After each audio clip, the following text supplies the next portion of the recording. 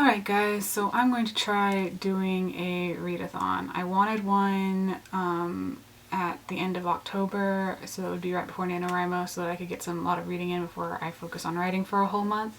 And I came across Witchathon from Crescent Moon Reads, which is a quarterly, I guess, readathon that they host to celebrate the different seasons of the year on the Wiccan calendar. Yeah, so I'm going to try to do this readathon. See, I go on a work trip starting the October 23rd and I won't be back until the 25th, so I'm going to miss the beginning of the readathon, but I'm going to try to do the best I can, and I think the readathon starts on the 24th. Let me just double check that. Yep, 24th through the 31st. Okay, so it's a week long, and I have quite a lot of books, and I usually don't read more than one book a week, so whether or not I'll get through more than one book is up in the air, but we'll see. Okay, so prompts. Samhain is a time for honoring your ancestors, so once again, pick a book that features your heritage. Okay, so I'm going to read a book called The Daughter of the Forest, which is a reread. I read it when I was in high school, I think, and I really loved it.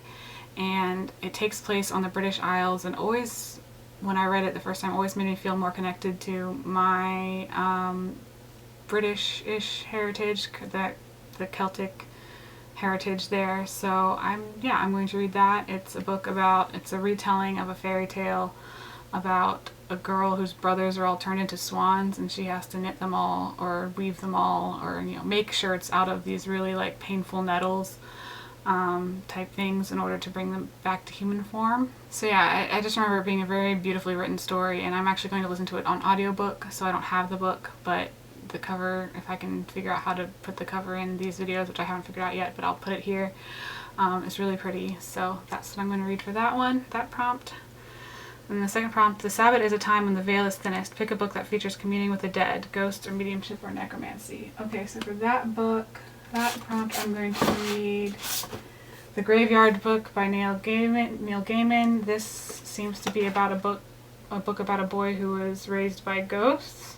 Yes, so that's communing with the dead, so that counts. I don't know much else about it because I haven't read it yet, but it seems to be really interesting. I think it's a middle grade book, so it should be able to get through it pretty quickly. 3, we're heading into the darkest part of the year. Pick a book that promises to be dark and twisted. Okay, for that one, I picked up Serpent and Dove from the library, which is a book about a witch hunter and a witch who's kind of trying to not be a witch, I guess, who have to get married for some reason, and I don't think the witch hunter knows she's a witch, so I don't know, that just sounded like it would end up being pretty dark and twisted, but I don't know for sure because I haven't read it, so we'll see. And I don't know if I'll actually get to this one because this is probably lowest on my priority list when it comes to which of these books I'll read for the readathon. The prompt is, witches often make offerings to spirit guides or gods. Pick a book that involves a pantheon of deities. I found a graphic novel called The Wicked and the Divine, which I think is about, a bunch of kids who end up possessed by a lot of different deities. So as you can see, they have, I don't know if you can see there's like symbols of different deities on there, and it sounded really interesting, so let me see if I can find the description of it. The narrative follows a young teenage girl, Laura, as she interacts with the Pantheon, a group of 12 people who discover that they are reincarnated deities.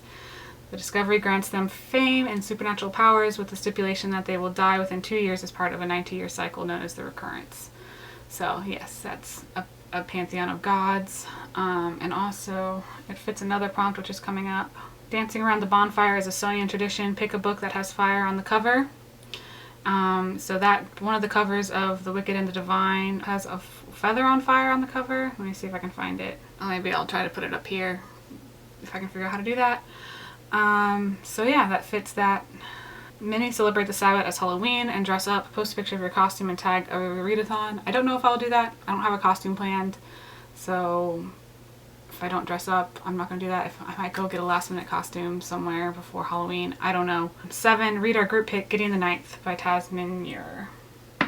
So I did pick that one up at the library too, and this is probably the book that I'm most excited to read for the readathon, so it's definitely, I'm going to be reading The Daughter of the Forest on audiobook, and then the the graphic novel or comic shouldn't be too difficult to get through, and then this is the one that I'm really going to focus on trying to get through for the readathon. It unveils a solar system of swordplay, cutthroat politics, and lesbian necromancers. Her characters leap off the page as skillfully animated as arcane revenants. The result is a heart-pounding epic science fantasy.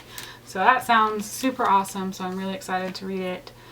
And that's the last prompt for this readathon. So yeah, let me know if you're participating in Witchathon below. Again, it's hosted by Rhiannon over at Crescent Moon Reads. And yeah, I can't wait to try to get through some books the last week of October and then jump right into NaNoWriMo afterwards. So yeah, thanks for watching.